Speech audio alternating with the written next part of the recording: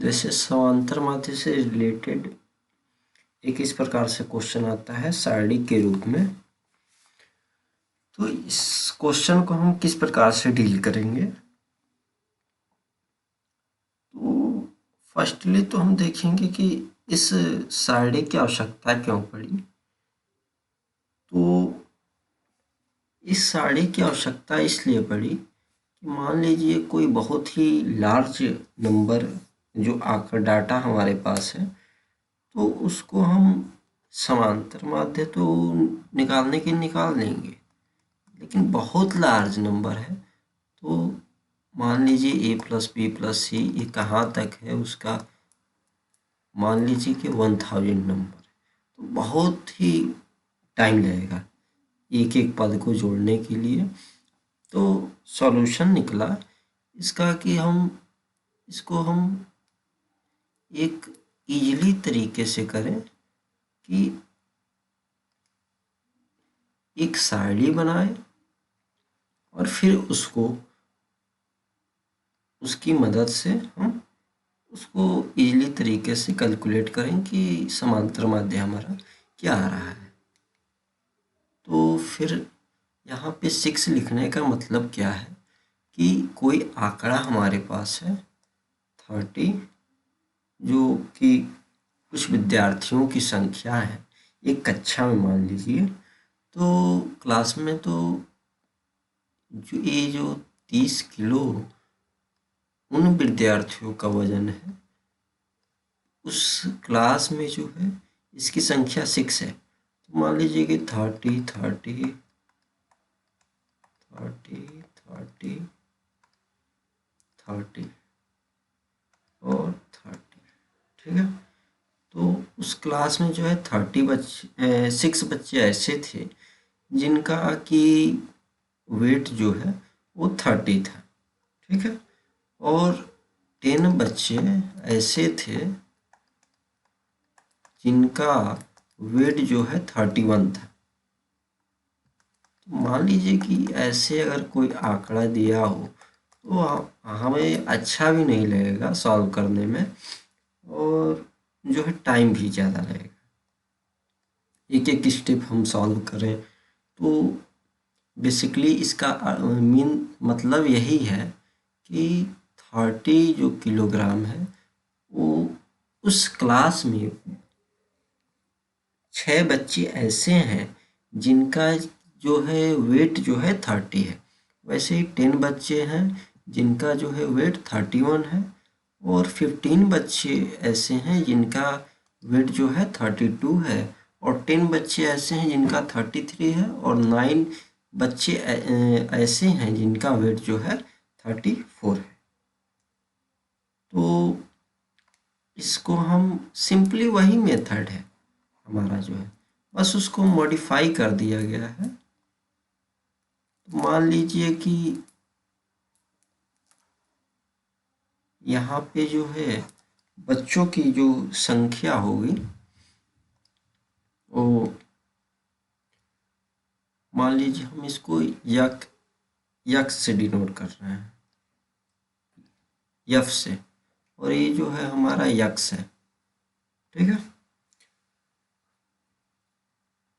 तो इसको मॉडिफाई किया गया समांतर माध्य को, और एक फार्मूला क्रिएट किया गया अर्थमेटिक मीन का कि यदि हमें लार्ज डाटा अगर मिल रहा है और इस फॉर्म में है तो हम इस प्रकार से लिख सकते हैं summation fx and divided by n। तो यह संख्या जो है वो n है, और fx बेसिकली कहने का मतलब यहाँ पे है कि जैसे 30 बच्चे 6 बच्चों का वेट जो है 30 है, तो इसको हम मल्टीप्लाई करके बता दें कि कितना है, तो यही हमारा जो है fx हो गया, ठीक है।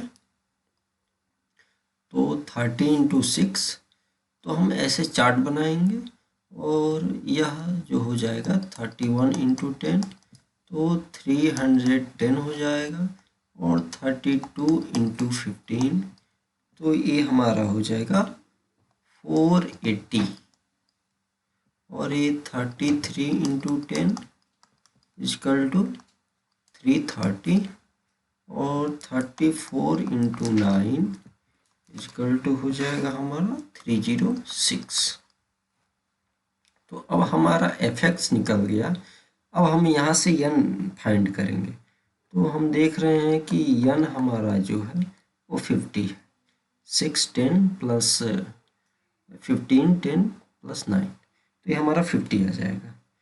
और इसका हम समेशन निकालेंगे तो ये हो जाएगा 180 प्लस 310 प्लस 480 प्लस 330 प्लस 306 और डिवाइडेड बाय n है पदों की संख्या, तो ये डिवाइड हो जाएगा किससे? 50 से। तो इसको जब हम सॉल्व करेंगे तो यह हमारा आंसर आ जाएगा। तो इसको जब हम ऐड करेंगे तो ये हमारा आएगा कि 1606 आएगा और डिवाइडेड बाई 50 हो जाएगा।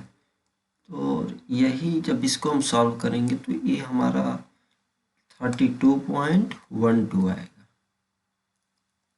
ये 1 है, ठीक है। 32.12। तो यह हमारा जो है आंसर आ जाएगा, ठीक है। तो जैसे इसको हम लगाए थे वैसे ही हम एक और क्वेश्चन देखते हैं जिससे कि डाउट क्लियर हो जाए। जैसे क्वेश्चन है कि भार ये जो दिया हुआ है ये 40 है हमारा, 40 41 42 43 44 और 45। 40 वेट के 8 बच्चे हैं और 41 के 4, 42 के 6, 43 के 10 और 44 के 6, 45 के 6 बच्चे हैं। तो हमारा पहला काम होगा कि हम n फाइंड करें, ठीक है। तो n हमारा जो है 40 है यहाँ पे। और फिर हमारा दूसरा जो एम होगा वो यह होगा कि हम fx ज्ञात करें। तो 40 इंटू 8 इजकल टू 320 और 41 इंटू 4 इजकल टू 164 और 42 इंटू 6 इजकल टू होगा हमारा 252। 43 इंटू 10 हो जाएगा हमारा 430। 44 इंटू 6 हो जाएगा हमारा 264 और जो है 45 इंटू 6 हो जाएगा 270। अब हम इसको ऐड करेंगे तो summation of fx is equal to, इसको हम ऐड करेंगे तो हम ऐड करेंगे तो ये हमारा आ जाएगा 1700। ओके। तो अब हम समांतर माध्य का फार्मूला जानते हैं। समेशन fx इज n को हम, चूंकि f है ना, तो n हम ना करके इसको समेशन f लिख देते हैं। ओके। तो समेशन एफ।